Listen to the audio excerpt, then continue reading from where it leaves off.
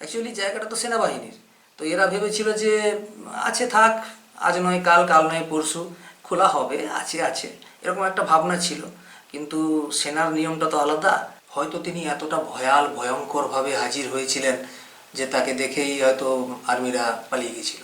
কোনো social media বা কোনো মিডিয়া, কোনো পাবলিক, উনি যখন হাজির হয়েছিলেন ওখানে তখন তো অনেক সাধারণ মানুষও ছিল, অনেক মিডিয়া ছিল।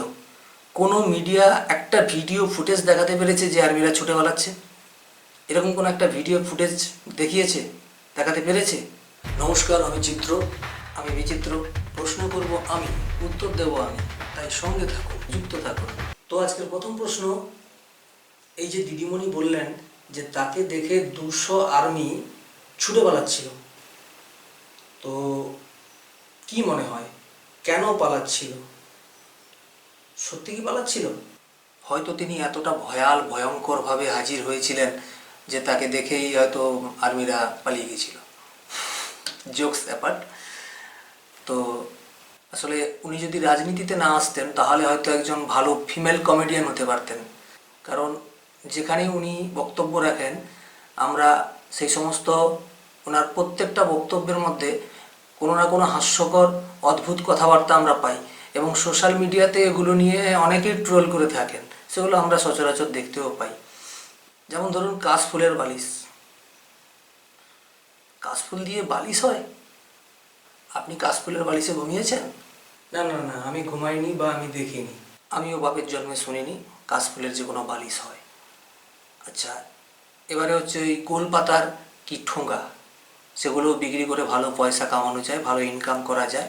বেকার শিক্ষিত বেকারদেরকে উনি বলেছেন এই ধরনের কথাবার্তা। পুজোয় আপনি সেজে গুজে ঠাকুর দেখতে যাবেন, সঙ্গে করে একটা ব্যাগে কিছুটা মুড়ি, বাদাম, ছোলা, মটর, এই সমস্ত নিয়ে একটা মশলা মুড়ির মোটামুটি পসরা সঙ্গে করে নিয়ে যাবেন। তারপরে ওই গোলপাতার যে ঠোঙা, ওই ঠোঙাতে করে অল্প অল্প করে রথ দেখা কলায় বেচা, মানে ঠাকুর দেখা আর এদিকে ব্যবসা। হ্যাঁ, স্বল্প বিনিয়োগ, বড় ইনকাম, এরকম সব যে সমস্ত প্ল্যান উনি সেগুলো দিয়েছেন। আরও রয়েছে মণ্ডপের সামনে আপনি একটা ঘুগনি দোকান দিতে পারেন, সেখানেও একটা বড় ইনকাম হওয়ার সম্ভাবনা রয়েছে। তো যাই হোক, যারা বেকার রয়েছেন, শিক্ষিত বেকার, তাদের উদ্দেশ্যে উনি এই ধরনের অনেক উপদেশমূলক কথাবার্তা উনি ইতিপূর্বে বলেছেন, যেগুলো নিয়ে সোশ্যাল মিডিয়াতে অনেকেই কমেডি ভিডিও বানিয়েছে, আপনিও দেখেছেন নিশ্চয়ই।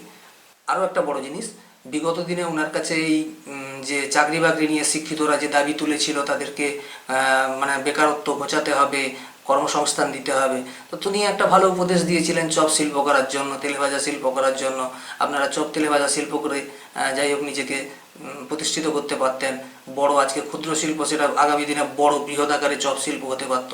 তো এই ধরনের অনেক মানে হাস্যকর কমেডি ফুটেজ আমরা ওনার বক্তৃতা থেকে পাই। যত সব আবোল তাবোল কথাবার্তা। আর কি বললেন, আর্মিরা পালাচ্ছিল। আচ্ছা বলুন তো, কোনো সোশ্যাল মিডিয়া বা কোনো মিডিয়া, কোনো পাবলিক, উনি যখন হাজির হয়েছিলেন ওখানে তখন তো অনেক সাধারণ মানুষও ছিল, অনেক মিডিয়া ছিল। কোনো মিডিয়া একটা ভিডিও ফুটেজ দেখাতে পেরেছে যে আর্মিরা ছুটে পালাচ্ছে? এরকম কোনো একটা ভিডিও ফুটেজ দেখিয়েছে, দেখাতে পেরেছে? আপনি দেখেছেন? আমিও দেখিনি। আপনারা দেখেছেন? মুখের কথায় তো আর চিড়ে ভেজে না। 2 নম্বর প্রশ্ন, এই যে আর্মির গাড়ি পুলিশ আটক করলো, এর পেছনেও কি দিদির কোনো মদত বা উস্কানি রয়েছে? দেখুন, একটু হলেও শাসক দলের কিন্তু আর্মির ওপরে রাগ হয়েছে। তো তার মানে এটা স্পষ্ট নয় যে মুখ্যমন্ত্রীর নির্দেশে এই ধরনের কোনো ঘটনা ঘটেছে, মানে মুখ্যমন্ত্রীর নির্দেশেই পুলিশ আর্মির গাড়ি আটকেছে, এটা স্পষ্ট নয়। তবে ইদানিং পুলিশকে অনেকেই তৃণমূলের দলদাস বলছে, তাই সম্ভবত এরকম কোনো রাগ নিয়ে ওই যে পান থেকে চুন খসলেই চেপে ধরা ব্যাপারটা থাকে না, ওই রকম একটা কিছু হয়েছে। সামান্য ভুল দেখতে পেয়েই চেপে ধরেছে। তার উপরে নাকি ওই গাড়ির পেছনে সিপির গাড়িও ছিল, মানে ওই গাড়িটা এমনভাবে টার্ন নেওয়ার চেষ্টা করেছে, যেখানে নো এন্ট্রি ছিল ডান দিকে টার্ন নেওয়ার চেষ্টা করেছে, তাতে সিপির গাড়ির সঙ্গে একটা দুর্ঘটনা হতে পারত।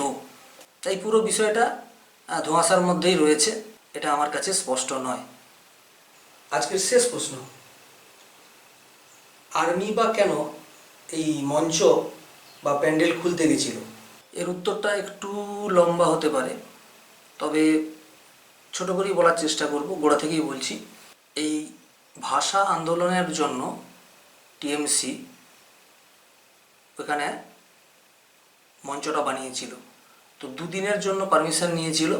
দুদিনের কথায় প্রায় 1 মাসের মতো সময়, 1 মাসেরও বেশি হতে পারে, এরকম সময় সেই মঞ্চ সেখানে ছিল।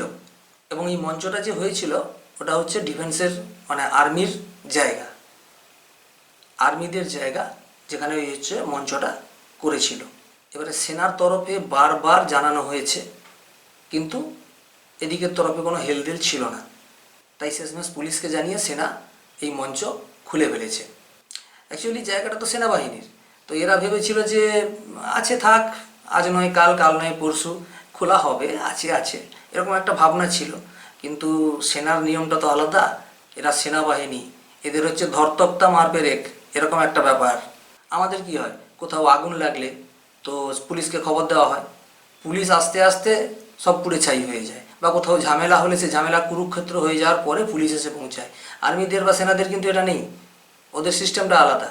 ওদের হচ্ছে কোথাও যদি একটু গুলিগোলা হয় বর্ডারে, তাহলে যে যে অবস্থায় আছে কোনো রকম পোশাকটা চাপিয়ে দৌড়, তাই না? তাই বারবার বলা সত্ত্বেও যখন কাজ হয়নি, ওরা খুলে ফেলেছে।